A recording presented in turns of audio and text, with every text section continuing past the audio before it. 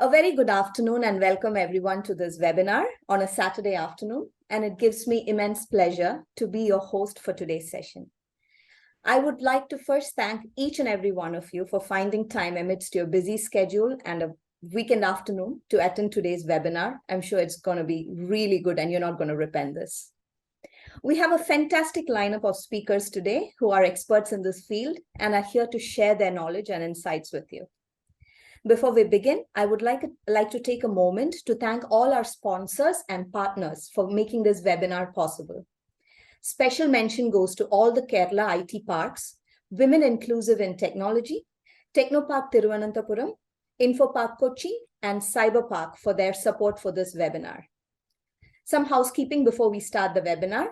As you can see, all your microphones will be muted to avoid any background noises that may distract the speakers and the audience. And if you have any questions during the session, please feel free to type the same in the chat in Zoom, and the presenters will answer those towards the end during our Q&A session. Today, we will be exploring the role of women in technology and innovation, and discuss whether the future looks perfect for women in these fields. As we all know, technology and innovation are shaping the world around us at an unprecedented rate, and it is more important than ever that we ensure diversity and inclusion in these areas. Unfortunately, we see that women are still underrepresented when it comes to technology domain and innovation, and we need to work together to change this. So during this webinar today, we will hear from a panel of experts who will share their experiences and insights on this topic. We will also have the opportunity to engage in a Q&A session and discuss different ways that we can all work together towards a more equitable future for women in technology and innovation. And I hope that by the end of this session, we will have gained a greater understanding of the challenges that all women face in these industries, and as well as the opportunities and potential solutions that exist to promote gender equality together. Without any further ado, I want to move to my next task, which is the introduction of today's speakers. Our first speaker of the day is Ms. Suja Chandy, an experienced business leader and mentor who excels at building businesses from ground up and turning them into agile capability centers. She has worked with both public and private sector organizations, bringing a unique blend of advisory, operations, and delivery experience to the table. Previously, Suja served as the Vice President and Managing Director of Nissan Digital India, where she established and scaled the first global digital hub for Nissan Motor Corp in India.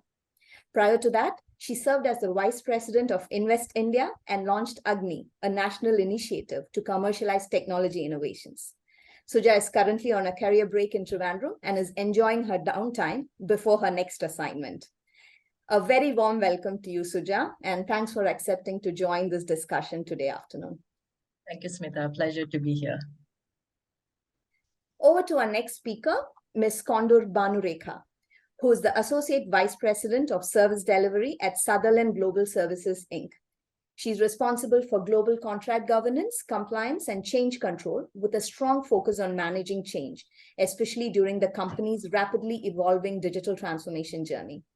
With over 30 years of experience in IT and ITES industry, Bhanu has done several roles that include software training, development, project management, quality, transition, service delivery, to name a few. She was also the past president of WIIT, currently serving as an advisor. She's a DEI champion, motivational speaker, and a mentor. Bhanu is also a member of POSH Committee, Prevention of Sexual Harassment Committee, a high-integrity, energetic leader who's known for her ability to envision and create successful outcomes in complex, multicultural global environment. And the companies she worked for previously include ITC, CAT Computer Center, and NIIT. A big welcome to you also, Bhanurekha, to this. Thank you. The third and final speaker for the day is very familiar to all of us and needs no introduction today. It's none other than Ms. Rekha Menon, a well-known TV and media professional and also a corporate communication professional now. This year, she's completing her 25 years of her stint in Kerala television and digital media space. As some of you may know, she has a dual career now. She's also working in a US-based investment bank as the Vice President of Corporate Communications. Hearty welcome to you also, Rekha Menon, to this. Thank you. Once again, a big thank you to all of us for joining us today. And I really hope you find this webinar both informative and engaging. Let's go ahead and get started without any delay. So just as the title of the talk suggests, let's get into a context setting and reality checking mode. For that, I would like to first get Ms. Suja's opinion on what do you think the future of women in technology and innovation looks like?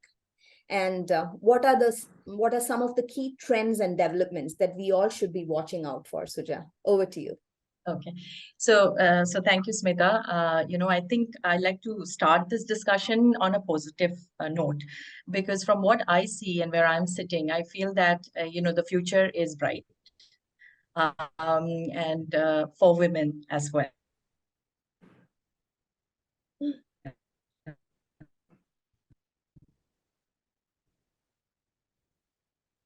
Right, and for both genders, in fact. Why I say, because look at it, it's what do I say? I'm sorry. Pardon me 1 second. Yeah, sorry. So when I say about, I'm sorry about that. I had a little bit of a issue with my throat. When you talk about technology, right? Everything and anything to do with any sector, technology is the main enabler, right? And especially as you look at this, the various sectors, you can see that a lot of it, and we are talking about the future being AI driven, right? We are talking about data driven technology. We're talking about digital technologies. And when I say the future is bright, you just have to look at the kind of numbers that we are starting to talk about, especially here in India, right? We all know that India offers those immense opportunities and potential, and that's the potential to be the world's biggest talent pool, and it already is.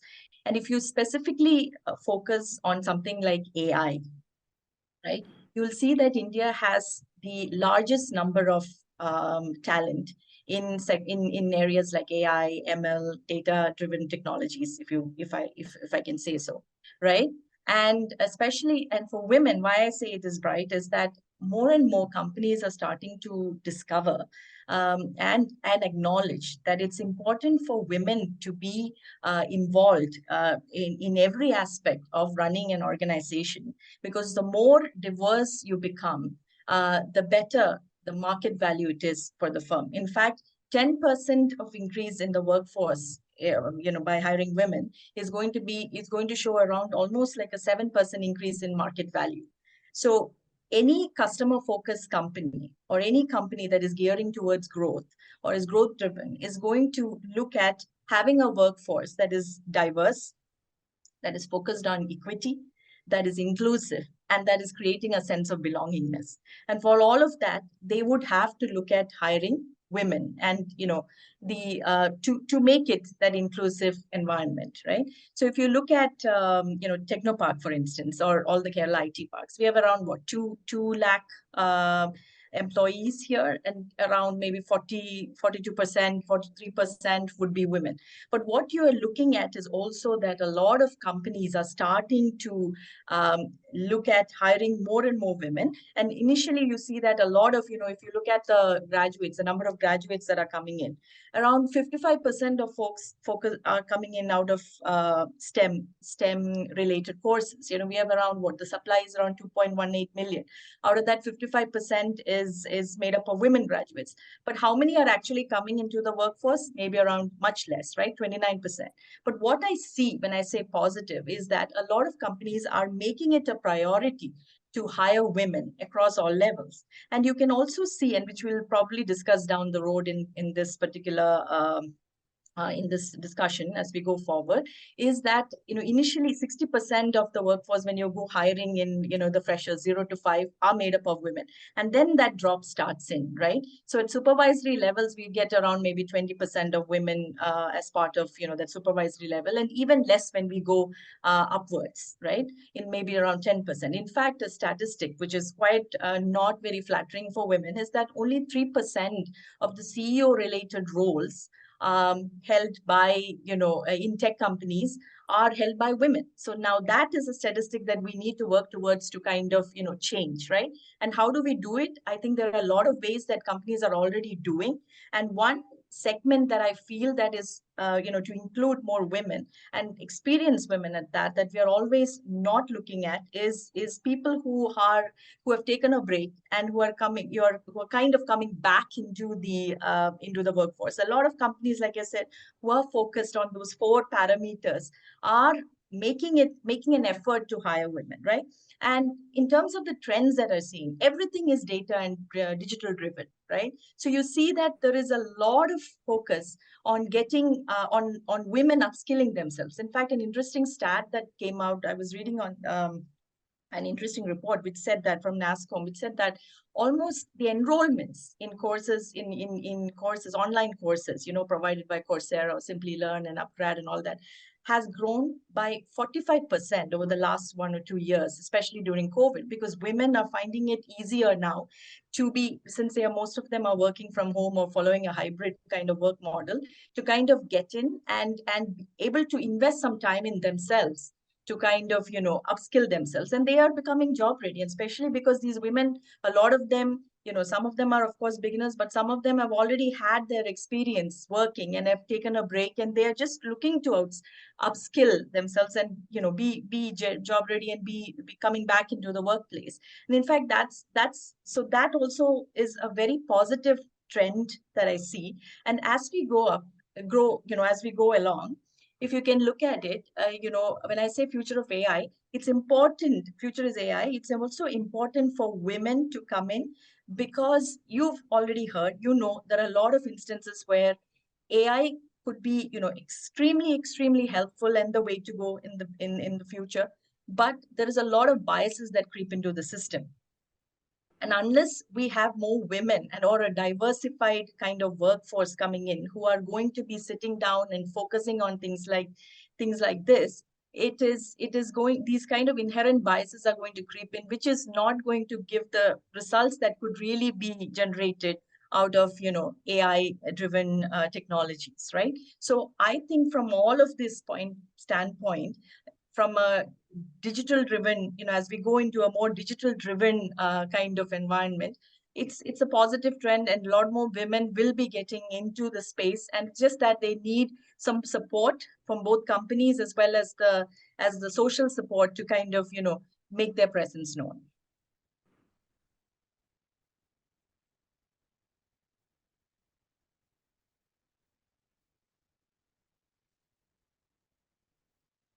Thank you for those important points, Suja. Now, since you gave, I would say, a contrasting opinion, you said that the number of women graduating from college, the percentage is quite high, but when you go up the ladder, the numbers are decreasing quite a bit. So since that was the point of discussion there, I want to hear from Bhanurekha on what the biggest barriers are, what women face in the tech industry and how they can overcome those. Maybe those are all tips that you can follow so that the numbers go up when they grow up the career ladder also. Over Thank to you. Bhanurekha. Thank you, Smitha and Suja as well. I agree with her.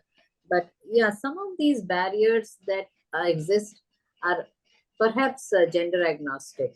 They're not really for a male or a female or a third person, right? It is mainly barriers that are self-created. So the barriers that exist in our head. So it's regardless of whether it is a technology industry or a film industry, these barriers will exist for many more civilizations and years to come. But how do we tackle these barriers, right? The primary barriers are the ones that we create ourselves. So whether we have a very balanced work and life situation, which is do we have support system at home? Not having a solid support system, and this, like I said, it is true for any industry. Therefore, primarily there are two things or a couple of things that we need to focus on. One is ensuring that we have the right support system. All of us on this webinar today, I'm sure, has something that needs to be taken care, and somebody out there is doing it for you and I, right? And how did you manage that successfully? Because you created that support network for yourself. So invest in a right partner, right? Ensure that your partner endorses your career aspirations. Ensure your partner supports your career aspirations. That's most important investment that a woman has to make. Secondly, create a support network at home, the network that actually you can fall back on, the network that you can make your foundation to grow further.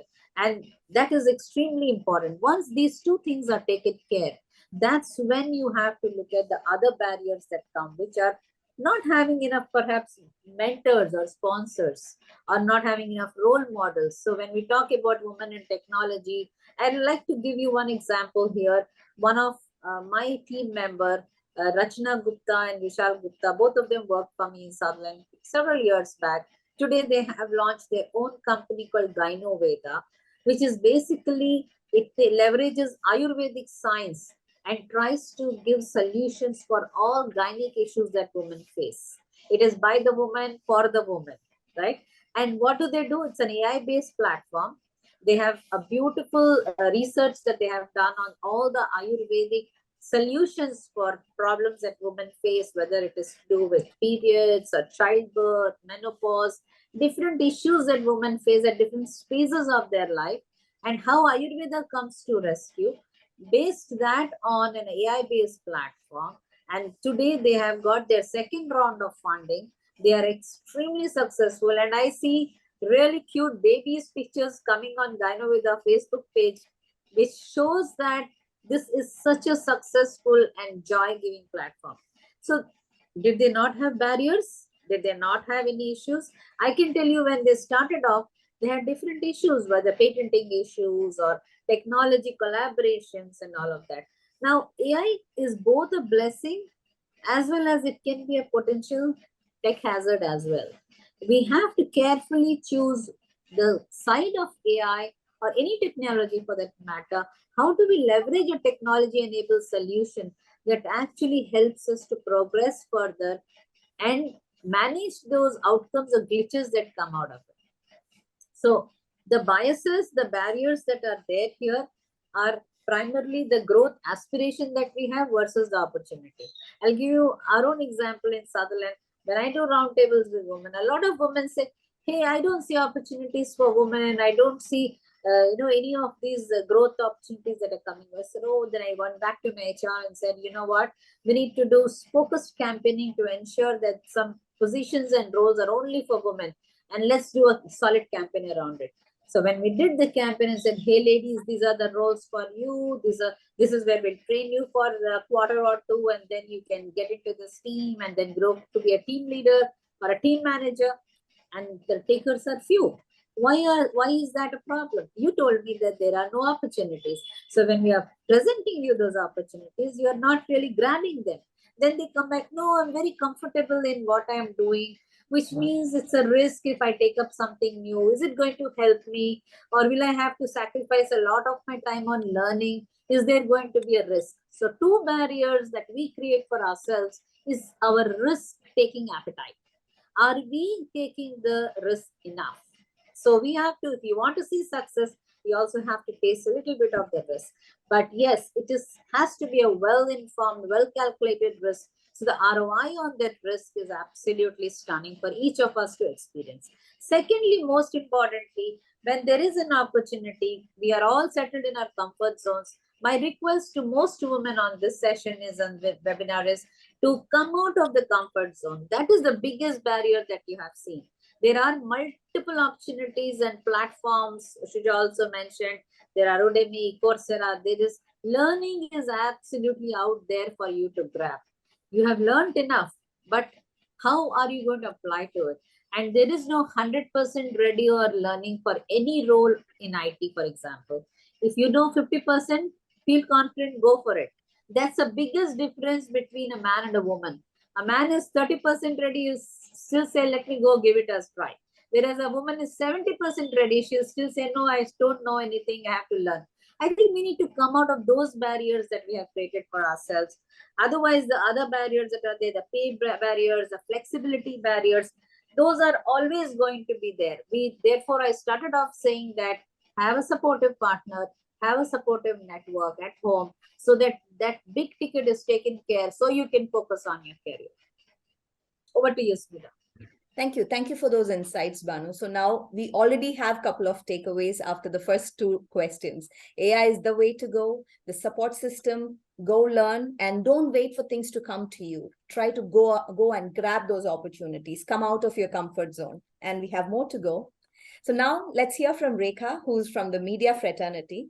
As you all know, and as I mentioned earlier, Rekha has maintained a dual career, media and television, and now she's also handling corporate communications in a US-based investment bank. I'm sure our audience would love to get some insights from Rekha on how to manage a dual career. Also, what do you see as some of the most valuable innovations in the media world where women have excelled, or you think where women could excel, and how we can encourage more women to take part in the journey? Over to you, Rekha. Thank you, Smitha, and thanks, Suja and Bhanurekha. They have spoken fantastic on how this is actually shaping the entire tech industry for women. So coming to me, my personal lives, yes, I do lead two lives, and the third life is handling a 20-year-old son, which is also a biggest career, being a mother. But I think what I thought when I started, I always wasn't working in corporate, and my television stint came as a surprise to me, as an accident, because I was supporting my friend, and then they said, okay, fine. One particular day, that person who was anchoring did not come in, and I just wanted to fill in the space because it's a sponsorship-driven project. You know how that means those times, 25 years back. And this is where I started. Then it became, people started asking me, why not? Why are you stopping it? And this is where it went from a first episode, I just helped them, to 6 episodes, to then it went on to 1,000 episodes of quiz shows those times in 1998 to 2002. So what happened there was, I never said no to my corporate career, because my mom was very adamant that we are multitaskers, we can handle two careers. Monday to Friday and Saturday, Sunday, you can do a quiz shows, because people are anyway wanted to look to getting some infotainment through television, and that basically relaxed on a Sunday. So I worked through it. It's not that, even now when some shows come on a working day, I do not take it, because my work is more important, Monday to Friday. But how did I handle it? Because I enjoyed both as a passion as well as commitment to myself, not to anybody. So this is, in ensuring, and sometimes I think that I'm also a roadless travel person, where when my baby was born in 2002 and 2003 end, I went abroad to study 1 year in Canada for media studies. And everybody said, how a Malayali Nair family can react to, oh my God, who will look after my son? But then my mother and father, as Banu said, support system was strong, and my husband said, yeah, go. So this was, yes, I missed my son's baby steps, but then I also had an international exposure and looking at a campus, how and media studies and reacting to women in different parts of the world, how their reactions are. And I found that everybody has the same problem. Everybody has the same happiness quotient. So this is where I decided to actually continue my both careers as long as I want, because it all depends on us. Nobody can say no to us. Okay, it's just me and our career around us. So, and I know that people, I've been told also, after your delivery, you will put on weight, you can't come on TV. I said, my fat doesn't matter for a TRP question. What I'm speaking is what matters, right? And these are the usual. Now nobody talks to us directly about the body shaming parts or something, but that is something I always felt. If you are good at your work and you know what exactly you're doing and you know how to be seen and heard at the table, then there is nobody can stop us. So this is something I learned myself from my personal life. Coming to a second question about the innovation. Let me start with Kartiki Gonsalves, who just made all of us proud, last Sunday by winning an Oscar award for Best Documentary Filmmaker, Elephant Whisperers. Her father is a photographer from Nilgiris. She lived in Nilgiris all through years. She was the first, Sony imaging person being branded, and she's an explorer. Her mother was always interested in flora and fauna. So there's a lot of nature in the home, the conversations, exploration. So that made her, put her 5 years in a jungle. I wouldn't do it, but the person, and of course, who supported her, the producer is a woman. And of that woman who has actually made fantastic movies like Lunchbox, which is women-centric movies. So I'm seeing sometimes, to make sure for us to go innovate or us to go excel, we need to have very positive working vibe helps us, because you understand where exactly our problems face. As you said, to raise the hand, I can do. Oh, do I need to do it? Do I need to ask a question in front of people? Is it a stupid question to ask? All these things just goes away when you have a network of people. And I always tell when I go to the campuses, you be in WhatsApp, you be in social media, but be in LinkedIn also, to ensure you have stronger women around you who has passed through, the problems which we never even felt so, and we will only come to know when they write a book, right? So that kind of associations will always help you. And the kind of innovations, I always look forward to women in Kerala. When you look at the kind of careers media can give to is enormous. And I'm just not talking about technology enabled, but basically because people, these are always a male dominated world is what we always heard about. But then overall, I should say that, if media's perceptions about it, or maybe the innovations which we can give, in world's first talk show, I was a talk show host. In 1953, a lady called Adrienne Francis was the one who developed the first talk show format. Nobody knew about her, right? It was all became commercialized and all became very sponsorship driven and became more glitzy. But then so many, the Indian, the international formats which you talked about in the media industry, most of them are started by women. For a bigger example, Oprah Winfrey, she's a brand of herself. So, and then a lot of other people who in Kerala, I can talk about Dina Paul Venugopal, who was the first woman film editor. She lives in Trivandrum. So that kind of people has really inspired me. For example, Bina was my friend. And also I keep thinking about it, how to do new things is basically to connect it with the positive network of women who do different things. Even the reverse mentoring. My colleague, my ex-colleague, she's 25-year-old, and she used to sometimes hold my hand when I wanted to respond something to her. How a dirty email comes in and really wanted to respond. She said, Rekha, let's do it tomorrow morning. So she used to teach me this. It was, and those kind of smallest reverse mentoring tips has also helped us, and we become more and more at peace and looking at different perspectives and looking at other people's shoes. Why did they do it, and how should I react back to it? Sorry, I'm just going out of this thing, but I really thought that Positive Women Network is definitely wanting us to go forward. Thank you, Rekha. I so agree with you on all those aspects, and branding is the mantra these days. I think without that, we are not going to go anywhere or not even being heard. Yeah. Since we talked about all the different tips and opinions, now let's hear from Bhanu on what are some successful initiatives that you have seen in your career that have encouraged more women to pursue careers in technology and innovation. One thing that worked, Smitha, for me is never saying no to any challenge that was sent my way. Okay. And early on my career, I was given very challenging assignments. So I had an option either to run away to my comfort zone and say, hey, this is going to get me a lot of, client dissatisfaction, or not, get me those brownie points and maybe put me on a bad light in front of my CXOs. But then I said, no, if I don't do it, I'll never learn. So I think risk-taking appetite one must have. And that is where I think Sutherland really looked at, and I'm speaking for my company because ever since I have joined Sutherland, I feel that they have encouraged me to take risks. They have encouraged me to take on challenging, really crisis-filled opportunities. So that is the biggest initiative that I have seen that has worked wonders for me.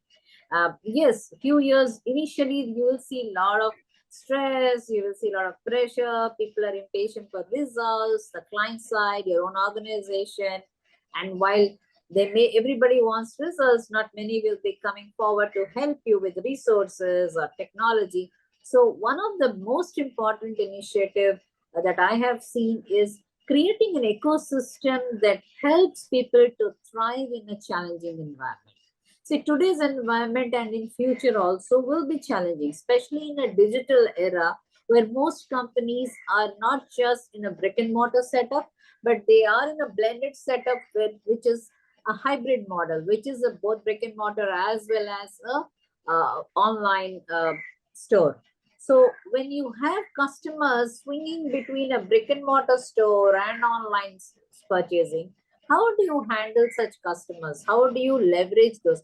So one of the important things that I have seen here is to look at those models in the competition or in the industry where people have successfully created strategies. So those are the strategies that we should always. So it has not worked in the last 100 years, does not mean it is not going to work in future. So we all need to understand that the most important mantra to success here in the ecosystem is our own faith and judgment in what is the most important solution. Did we ever think that everything that we were doing in a brick and mortar setup will be online during the pandemic? It did, right? So what is our learning there? That what we considered as something which is not a possible solution did come up. So one thing that we all have to understand here is the models, the business models, the pricing models, the technology models. Today it is AI. We don't know. Tomorrow it could be anything else. How are we really embracing that? So my organization and in the women networking forums that I'm seeing, we constantly encourage people to embrace technology, to embrace newness. That's the most important thing. Our resistance to change is extremely high. We need to lower our resistance to change. How do we do that is the most important question, right? So that is where we created mentor system, buddy system, sponsors. Okay, we can have mentors, but mentors are restricted only to say that, okay, Bhanu, you have some problem. Okay, tell me what is the challenge, and they will try to listen into me. That's not enough. We need sponsors on the CXO table who represents us and say, no, Bhanu is a potential leader. She can make a difference and she can make our bottom lines look good. So let us involve her in this project. So ensuring there are sponsors who speak on your behalf when you are not in that CXO ecosystem is extremely important. So we created that. We created buddy system. We created sponsors. We created mentors. And we also identified our top potential players and we put them on a fast track growth. Now, this fast track growth track is for those women who are displaying immense potential there. We identified that early on, and then we put them on a training, and then we put them on a mentoring program, identify what their passions and strengths are, and map that to something where they can deliver. And this is in an environment where there is a technology, where there's a customer who is in a very offline scenario, and he or that customer is actually embracing digital transformation. So that is where this high potential performance steps in and ensures that they lift and shift all the most apt and required technology and solutions for this customer. We have seen, and I'm really not, my confidentiality will not allow me to share some of those examples where we have seen the success, but I can tell you this is one of the most successful initiatives which is working wonders for us. Thank you. Thank you for that, Bhanu. Now, since we heard about technology and delivery and all those things, I want to hear from Rekha on what role does the media play in shaping society's perceptions of women in technology? That's it's a great question, Smitha. See, I think nowadays we have, just let me take the ad of dairy milk. I'm just taking just off the ground. 10 years back, the ad which was made by Prahlad Kakkar, where a boy cricketer was playing and the girlfriend running with the ad, having a chocolate, cutting down the security and going and hugging the boyfriend who hit the six or something like that. After 10 years, Dairy Milk decided to give back the reverse, where the girl was batting, and especially now the women IPL is happening, and was actually coming. So that is the biggest change I saw in terms of perspective of a woman in an ad sense world. And you've seen that we talked about multiple times. I've always seen why a woman has to be in a bikini when talking about a cement or a bike. I have no idea. There is no correlation for me on that. But then, the perspectives matters. So I think that is different because everybody has a different creativity, and I'm not questioning that. But in time, we can say that, no, we can downplay the negativity of challenges and amplify the positive, case studies where all of you spoke about. That kind of picturization, maybe those kind of stories being told in multiple forms, in maybe in 1-minute news, or in 100-minute news, or in in a 100 news in 1 hour or something like that. So where these kinds of brand recalls keep coming in, it will be easy.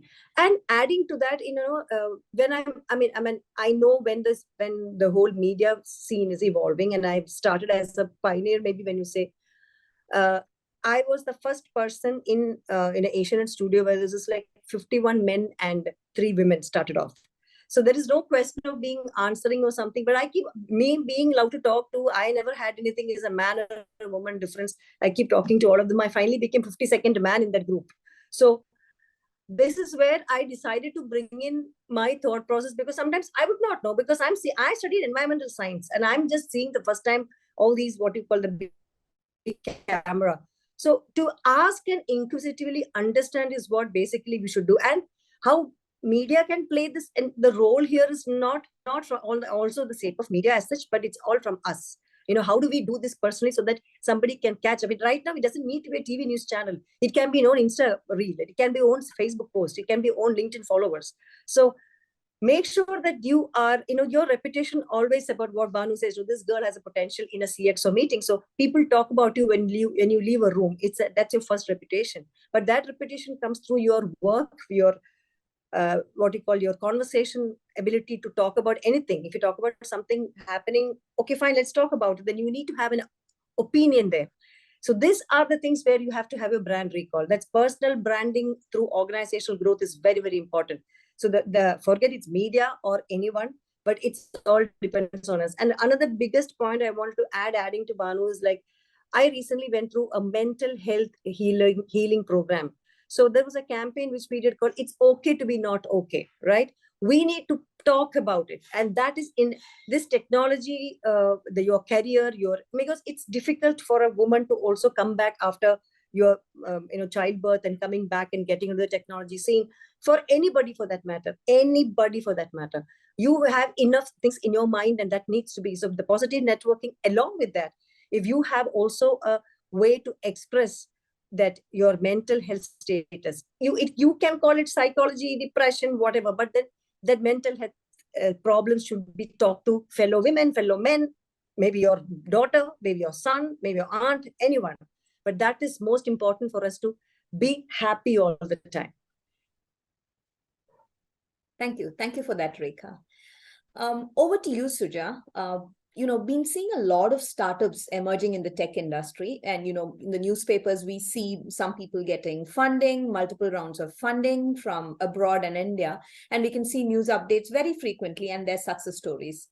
But it seems women are still underrepresented in that area when it comes to entrepreneurship. Do you have any thought on why that is so, and how we can encourage more women to pursue entrepreneurship and start their own tech companies? And is government doing anything for that? How can we encourage them to come forward and see more women in that space? A very good question, especially because entrepreneurial kind of culture is actually increasing. If you can look around and if you see, right? And yes, as you said, when in a country or in a state where females are half the population, or if you even look globally, we are certainly underrepresented. But if you're looking at the numbers also, a few years back in 2018, women-led startups, and I'm talking about India in general, where women is a founder or a co-founder, who kind of were around 13% of the total number of startups.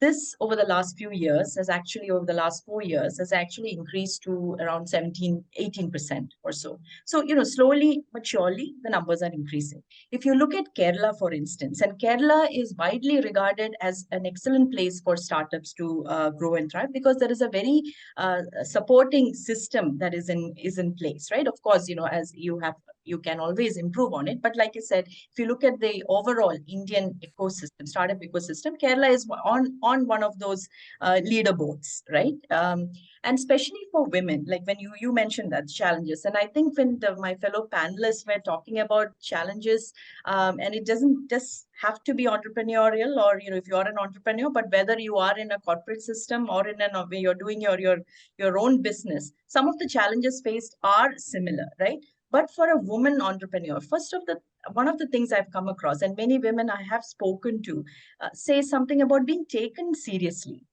right?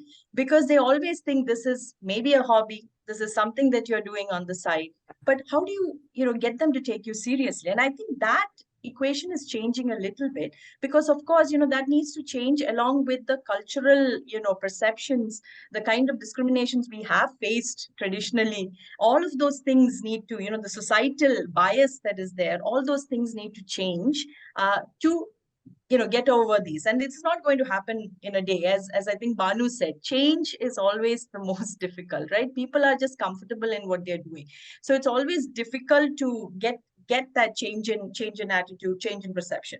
But that being said, the numbers are going up. If you look at Kerala, I was reading a report recently which said that in the first 3 months of we are still not completely concluded March, but we have already 225 women-led startups registered, right? And this is, if you take for the same period last year, it's around 175. So obviously there are a lot more women that are coming forward.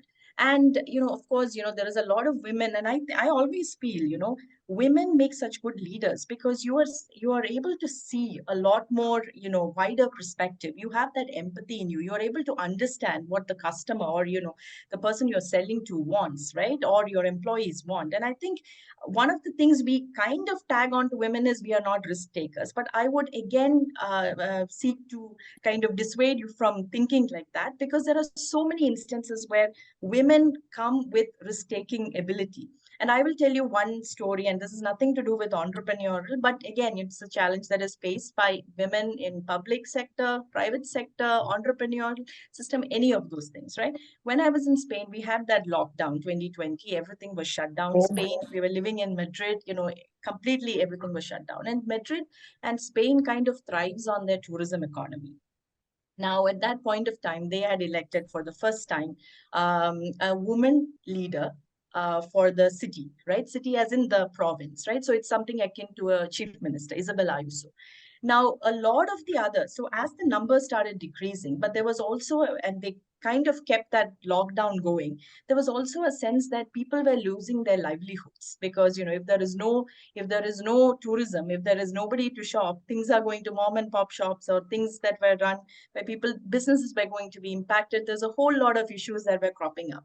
Now, this is the only lady, and we had all these other men, leaders, men who were, and I'm nothing against men, but I'm just saying, to talk about the risk-taking, when a lot of people were against opening, when the whole of EU was still talking about lockdown and strict measurement, this is the lady who actually decided that, what, I'm going to open up. I'm going to, with, of course, the safety precautions and things like that, but I'm not going to let it, completely destroy the business and the economy and all of those things, right? And she was, and the funny thing is, I'm not going into the details, she was also elected resoundly the second time, or with an overwhelming majority, because people found that, as a leader, you need to kind of look at everything and then take the correct decision, and as a leader, you need to be quick. You also need to be willing to take some risky decision, which may be risky, but you kind of weigh the pros and cons. So for women, I think, there is a barrier that says that, or the challenge, that invisible challenge, which says that we are not risk takers, but I would beg to differ there. Right. Second, one of the other things that women come up to me and say is access to funding. And this goes back to being taken seriously, right? Whether it is tech or any other startup, women have I think a doubly hard job of convincing your investors about your product or your service that you're offering. And I think that's again a mindset change. And it doesn't, and when we say mindset, it's the overall society, but also within organizations. I like the fact that, organizations like Sutherland are kind of taking steps to kind of, change that kind of mindset. And that is what you need to do, right?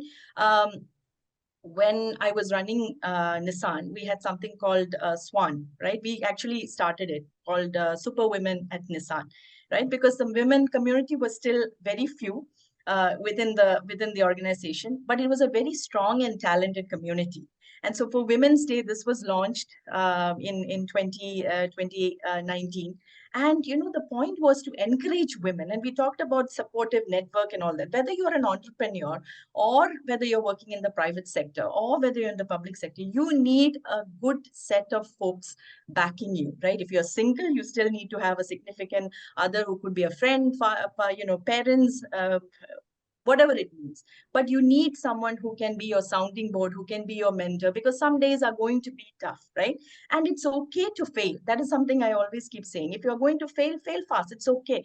But still, you bounce back. And I see that women, especially in Kerala and even in the rural parts, some of them coming up with ideas, because people who have never probably stepped out of that little town or city are looking at ways to sell their wares, right?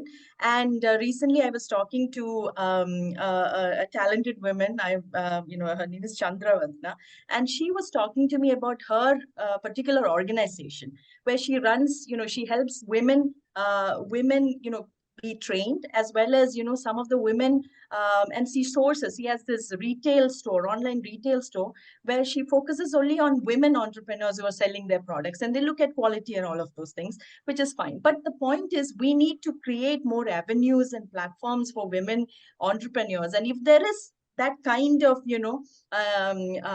attitude to or aptitude for us to kind of jump into entrepreneurship, by all means, because there is always something that, and finally, as someone here said, there is that, imposter syndrome that keeps coming to all of us at any level, right? We keep thinking ourselves, even when we state our projections, if you're like a woman, and I've seen this many times when I'm sitting in, to evaluate startup presentations and things like that, I see that the woman will always come and understate her projections, even though when she has a very good and viable product.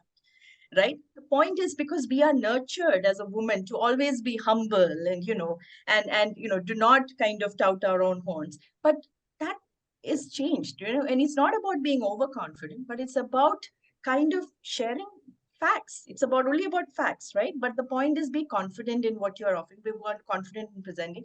All these things, I think, will help you. And I don't know how much time I have left, but in terms of government support, I think there is definitely, because that entrepreneurial mindset is there. So for women as well, there is a lot of governments are doing. I know Kerala Startup Mission offers loans for women as working capital management, working capital to kind of launch their ventures, right? They offer workspaces, so there is a lot of support that comes in. And I know that even in Government of India, there is a whole Startup India mechanism, which is fantastic, right? Which is all about, empowering women entrepreneurs and specifically, getting them. And it's not just about funding alone. It's also about that whole mentorship and the support that you give to these kind of women who are out there and trying to make a name for themselves. Thank you for that, Suja. So ladies, get out there and see, put your thinking hat on and see what you can come up with. New ideas, all welcome. Okay, now since we are coming to the end of this session, I'm going to ask 3 questions to each of our speakers and give you probably a minute to see what you can answer to those. So over to you, Rekha. What advice would you give to young women who are interested in pursuing careers in areas that are traditionally male-dominated and consider the path less traveled as far as women are considered? You yourself being a pioneer in this endeavor, and I'm sure many in the audience would want to hear that from you. Over to you. First of all, you just need to take, if you are a pilot, they should not be called as a woman pilot. It has to be a pilot. Okay? If there is that tag woman along with the new career attached to a man's name should be just taken off. Okay? There is no women gynecologist, right? When you say it's a male gynecologist, when you say gynecologist, always we say it's man, a woman. Somebody asked to name a farmer. Everybody will say Krishnan, all kinds. So nobody will say a name called Chandrika or a Bhanu or a Rekha. So ideally, take off this tag of this is not, this is something which is like too important and I'm just doing something different. No, you can do it. Other people have done it. Either A, B, C. So that is one. And start today and not look for tomorrow. And talk. You need to talk. So be vocal, no procrastination. That's my takeaway. Okay, to you, Bhanu. For women to break glass ceilings and stand neck to neck with their male counterparts, what resources or support networks should they be aware of? And how should they leverage these facilities? Yeah. So Smitha and folks on the webinar today, the biggest resource you have is end of your arms, right? I think you need to make your learning as your prime focus. Learn as if there is no tomorrow and live a continuous learning life. Now, learning is just the beginning of it, right? The implementation is more important. So whatever you have learned, apply it. Like Rekha mentioned, in a group of 40, 50 people, there are only 3 women. But she asked the right questions. She never had the fear. So that is what makes a difference, right? There will always be, like Suja mentioned, why are women not being taken seriously? We have to ask that question ourselves. If we have the content, if we have the ability to take the risk and speak up, right? If these 3 things are sitting there, then I don't think anybody out there who won't take us seriously. The world wants results. If we can produce those results, if we can make our top line look better than what a male counterpart can do or anybody else can do, the organization recognizes you. Everybody wants more revenue. So if your initiative or the business that you're managing is bringing in revenue, that's about it. Secondly, create allies and advocates for yourself. Now, these allies and advocates can be of any gender, but they need to be sitting in your home, they need to be sitting in your families, in your friends' network. And these are the people who will be your big support, right? They are your cheer gang. Create your own mentors and sponsors. Now, if the organization does not have, some of you on this webinar may ask, my organization does not have a mentor initiative. What do I do? You can go walk up to a senior leader and say, hey, I really like your work style. I like your leadership style. Can I request you to be my mentor? Can you be my sponsor? After you have mentored, the relationship is built, there is a bridge that is coming up. You can then choose them, request them to be your sponsor. That's how it all begins. So don't fear, ask the right question. Most importantly, embrace change and network. I think women do not network. As soon as we are done with the work, we shut our computer, go back to do our homework, right? Like looking after family, stuff like that. I think we need to also network. Networking is extremely important because you build bridges, you learn from others, you understand where the market is heading towards and what is it that you need to do. Move out of your comfort zone, ladies. Embrace change. Thank you. Thank you, Bhanu. Suja, you have 60 seconds to let us know about what companies do today to create a more inclusive workplace for women in technology and innovation. Okay, so, well, 60 seconds. But I think, companies are doing quite a bit, because they have learned that it's so important to keep their diverse workforce happy, right? One of the things that it's on offer, and I know COVID kind of shifted a lot of things because we have gone into a hybrid model or a completely, of online model. But the point is flexibility, right? That is something that every women, and nowadays, we're talking about gender equality, men as well, kind of welcome, because you also need time for self-care, which I think that flexibility affords you. You're not constantly going out one thing after the other to kind of finish, because you have time to plan out your day properly. I think that is something that is helpful. Then in terms of mental health, and that is being discussed so much because we as a society are learning to speak out our issues more openly, right? And within companies as well, there is this presence of where a mental health practitioner comes in, and you have or therapy sessions, individual therapy sessions, or your insurance plan includes that, so that people have that privacy and they can approach a mental health professional to ensure that their mental health needs are taken care of, which is very extremely important for a good and productive employee as well, right?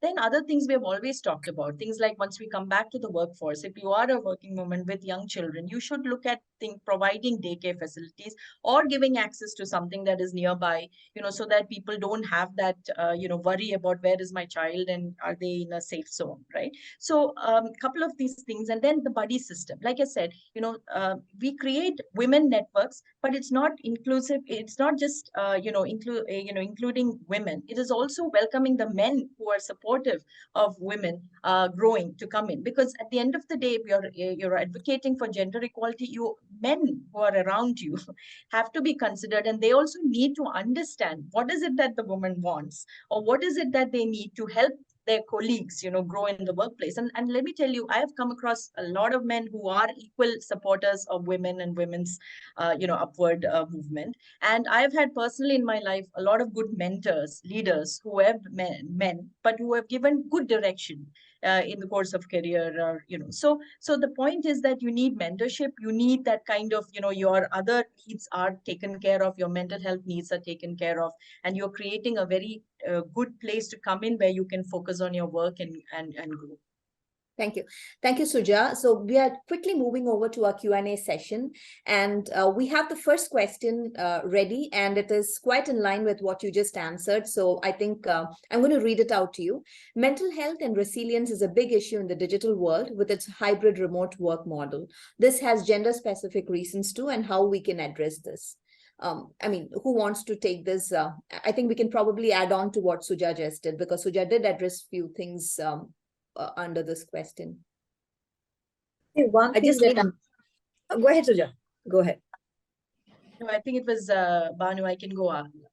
No, go ahead, Suja. Perfectly fine. Go ahead. No, I think, again, it's one thing is about the company, the organization supporting your needs. The other thing is also, we need to also understand when we need help, right? Or what are the challenges that we are facing, and then kind of approach it in that way where we have a support system, or we go and meet a professional, because sometimes just having that support system is not going to help, because what you need is maybe, a professional, and goes beyond counseling, and maybe it needs it, because mental health is just like your physical health, right? Sometimes it does require certain medication to kind of keep you back on, and there is no sense of shame in that. And there is, and the other point is, there is no reason why everybody should come to know about everything as well. If you have something, you've confided in something, I think the organization, of course, they should be told after a certain point if it is starting to impact your work. But otherwise, there's also a private privacy involved, where you need to kind of work with your own individual personal therapist to kind of sort of those issues. But the question is, how do you, for women especially, and we all know that, whether you are a CEO or starting off at work, the onus, the responsibility of managing the house, or the children, finally come to you. And it can be, you can be anything who you are. You can be the president, but I think still they would have at the back of their minds, okay, is the dinner ready? Is the maid coming today? Or, is my children fed? My husband fed? Or if you don't have a husband, anybody else fed? All of those things, kind of questions, because at the end of the day, we are also caregivers. We have actually taken on that mantle ourselves, and come what may, and, we may not like cooking and all of that, but we still have that caring attitude, which is always good, but it is again an added on pressure. But one thing I would like to say is that is all fine, but don't try to be a perfectionist at everything. It is okay. Some things can, drop a little bit on your person. It's fine. You give yourself a break. You always try to pat yourself on your back when you have achieved something. And if you want to cry a little bit, cry, but just do that for 30 seconds and be right back. Because at the end of the day, nobody can support you but yourself. Right? So you have to be your own champion at the end of the day to push you to come through, difficult circumstances that, and I know the challenges a lot of people have come and shared. It is not easy, but the point is that none of these challenges should stop you from you realizing your full potential. Adding to one point what Suja said. Both of you, Rekha, can you just quickly summarize in probably 15 seconds? Okay. This is all about people judging you. So there is a quote I really love to tell here. People who matters to you do not judge you, and people who judge you do not matter to you. Great thought. Great thought. Bhanu, I want to give you also 15 seconds on this topic, and then I will probably conclude the session. Yeah. So my point is, why are we seeing such a huge rise in mental health issues? Why did we not have it in the past?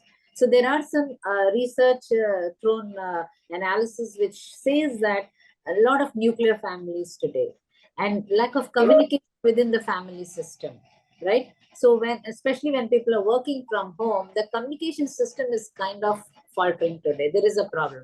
We need to understand the root cause of the health issues. We can go to a therapist, we can go take any kind of policies can come, but end of the day, the root cause needs to be addressed. Therefore, one, definitely embrace spirituality. Yeah, I may be sounding like a guru sitting here, but that's not the idea. Spirituality, doing me time, meditation helps. Secondly, have solid communication channels open with your own family and with your own self. Secondly, nuclear families is something that is not one of the best things to happen perhaps to India, but I think joint family system, and I'm a big advocate of joint family system, it really helps, especially when women choose to go out for work. So if you think this can work, they may sound like an old age solutions, but then yes, if it works for anybody, embrace it.